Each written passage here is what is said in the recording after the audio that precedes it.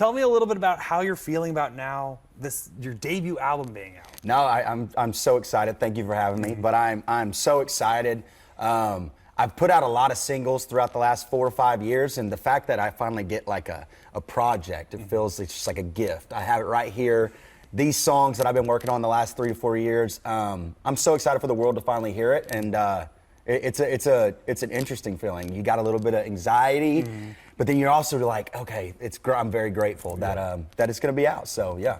And Open Bars is really an incredible project because there's so many different, I want to say, sub-genres of country in a way. Like, you have a lot of different things mixing in there. I've heard banjo, I've heard organ, I've heard what sounds to be kind of like a Juice WRLD vibe underneath some of them. Yeah. Talk to me about telling this story. What kind of story are you trying to tell with this album? Sure. No, I think I was inspired by a lot of different artists growing up. I obviously grew up listening to country music. I'm from Oklahoma, so it was always in my ears, but I also loved hip-hop music, and I loved classical type stuff and 80s rock and all this. So with Open Bars, I think there's a lot of different sounding things, like you said, like sub-genres of country, and that's the story of my life. I literally, that is me to a T, a lot going on, and I think there's, the main story of it is there's a lot of highs in it. There's some songs that are very exciting, got a lot of energy, and then there's some that are more ballad-based, kind of just real down-the-line country, and that's the type of stuff I love to write and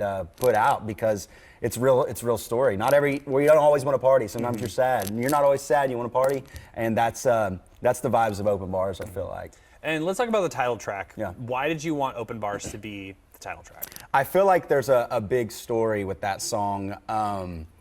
Because there's a lot of different reasons why bars can be open. Some people go in there to have a good time. Some people go there to forget. Some people are heartbroken. Some people just are excited. There's a lot of there's a lot going on when you walk into an open bar. And I felt like all the songs on the track list have a reason why you would be in a bar. Oh yeah, for sure. That's really cool. Yeah, I love that kind of thought process. Yeah. And you've released a good chunk of the music, but there's some that people haven't heard yet. Is there one that you're specifically excited for people to hear that hasn't been released yet? Yeah, I think I'd probably go with a song called "Thought of You." It shows it's definitely more ballad based and kind of stripped down, but it's a real story. I lived that exact story and wrote it the next day. It's a heartbreak story, but I wrote it the next day, so it's as raw and vulnerable as I could be. Even on the recording, it comes through. I'm emotional in it, and I think I'm excited for people to see that side of my. They see like the exciting side, which is I love that. Which side. in like Lasso. Right, yeah. But I think I'm excited for people to see the more sad boy type vibe because it's real, and I know people will probably relate to it. You sound very excited about that. Is it intimidating at all to be, because this the thing about country music is they're very vulnerable in their songwriting. Is that scary or to release that and be very open about everything? It's very scary for me. I'm really not, I don't really, my life, it's not out really in public. Kind of just my music and some behind the scenes stuff, but I don't really do public things about my life. And this is it. I mean, this is public. Yeah. I mean, it's like, people are gonna know the songs are about them probably. It's very, I'm meant to do it that way, and I feel like it's a fear that I wanna get over, and it's out. So it's like, it's exciting, yeah. When I was taking notes, kind of looking through, listening to your whole album, it really kept me guessing, like a lot of the songs did. For instance, with your opener, Anywhere But Home, like it's a very hype open, but I thought it was gonna be going one place, and then it completely changed on me in a good way. Thanks. But talk to me about why you wanted that to be your opening song, because it really gets you going right at the beginning. I think that's what it is. I grew up playing sports, and I wrote that song in like a minute. Like it was like out, kind of freestyle type vibe. And whenever I was listening back, I was like, if I was going to walk out onto the basketball court or back onto the football field, I would like that song in my ears because it would juice me up. I'd really want to run through a wall. Yeah, for sure. That's why I made it number one. And it's funny that you say that because a lot of the songs, I was like picturing hype videos or like, you know, let's say like an NFL ad for the season. Like I could hear your music behind those. Yeah. When you're thinking of hype music that you want to hear at like the bar or something, is that kind of the energy that you want it to portray? Yeah. Is just to be nuts? Pretty much. Yeah, no, that's exciting to me. I really love country music, and I really love hip hop drums, and so those combining have always been really good to me. I love that sound.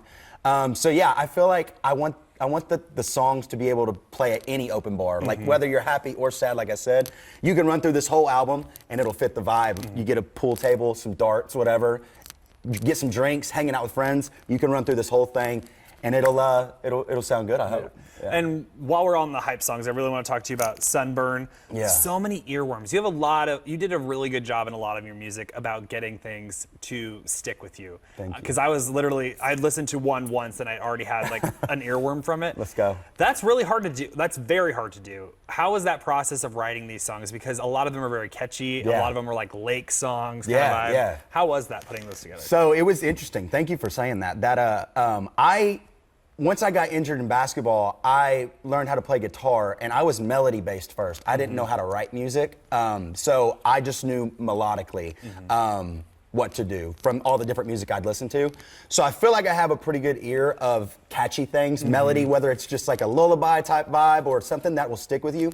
So once I moved to Nashville and really got to work with the incredible songwriters, blending those two where it's like really cool words but also cool sounding, I just try to do stuff that I'd want to hear again, like you said, like ear candy, earworm, like, so that's what came out in Sunburn, and yeah, I'm very happy with that one. I think it's a special one. One thing that stuck with me is we were talking about it is just the instrumentals behind a lot of your songs because they are so different. Like one thing I liked was what we started with the banjo. Yeah.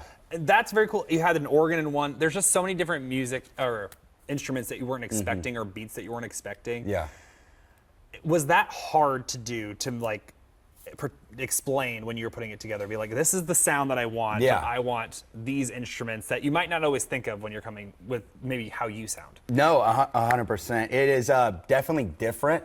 I got to give a shout out to my team. They put me in the room with people, producers, writers that are down to like get different with it and kind of do different genres or just go a little bit off the grid a little bit. And so shout out to my team for understanding that, because the producers I worked with in this and the songwriters were so down for really whatever. And sometimes I had horrible ideas, but just to have an open ear, I got to give a shout out to all the producers, writers on this project, because I am kind of crazy when it comes to wanting like sounds and stuff, but they work through it with me, and yeah, here we are. And gonna put a pin in the album, but you've had quite a music career. You've worked with people like Madison Beer, Little Mix. How did you get from that music to moving to Nashville and pursuing this yourself? Because similarities, but very different. Sure, vibes. no, 100%. I got signed to management in Los Angeles. That was I knew nobody in the music industry. Like I said, I was an athlete. So I got a management deal in LA, and I was like, this is my foot in the door. That's all I need. I just needed a foot in the door. So when I get out to LA, I'm writing for pop artists because it wasn't a country type label.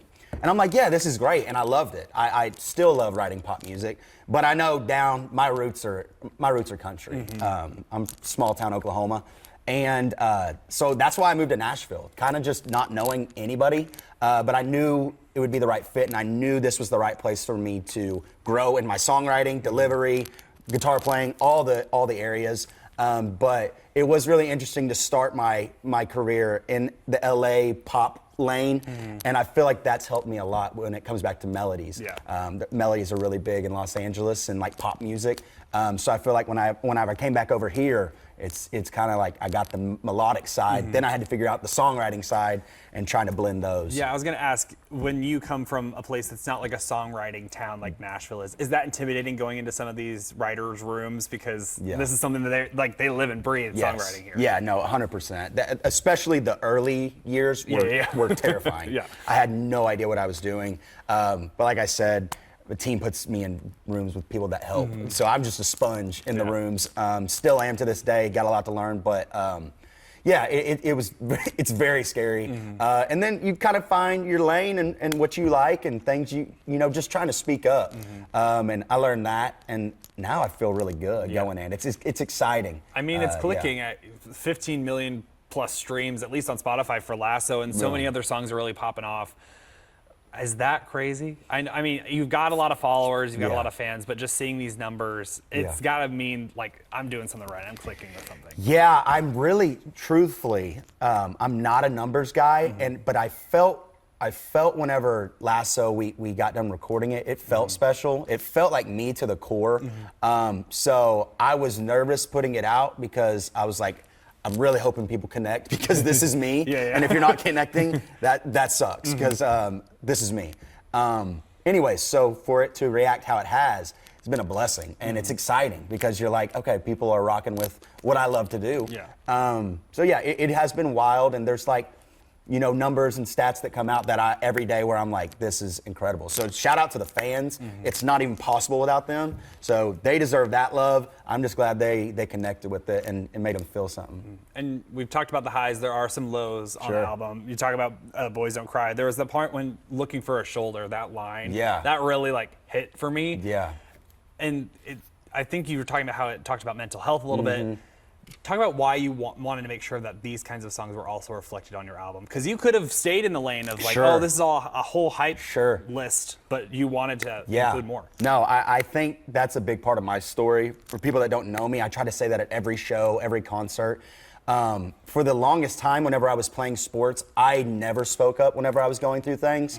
Anxiety, depression, whatever I was dealing with, I just kept it inside and would go have a vice, go play a game, go do whatever. Till I found out that's lonely. And I got really lonely and finally decided to speak up, and it changed my life in a very good way. So that is such a big message to me because I remember being the guy who felt hopeless and lost, like no one would care. And then being on the other end, I'm like, that's not the case at all. So like you said, you have the up songs, the exciting songs, but part of my story is that I used to not speak up. And my mental health was horrible. And I think it's just important for people to know that they're not alone. And that's why I put Boys Don't Cry on there. It's been out for a little bit, but I feel like that song is timeless because mental health will always be important. And that was the point of that song. That's a huge message. And I just wanted people to know, like, it's okay to be vulnerable. It doesn't make you weak. Whatever the case may be, all these things people say, it's not the case. It's really important to me. So I wanted it to be on the album for that reason. Yeah, for sure. And you've worked with a lot of big names, and you have Ray Lynn on the album. Is there anyone else that you really are looking forward to working with or hope to work with someday on a song? Yeah, I mean, I think I'm an open book. I really would love to work with so many people. You know, there's a lot. And there's a cross-genre blend right now with hip-hop. So I think that would be awesome. That kind of fills down my lane. I would love that. Like for names, I would just say like Russ. I love Russ.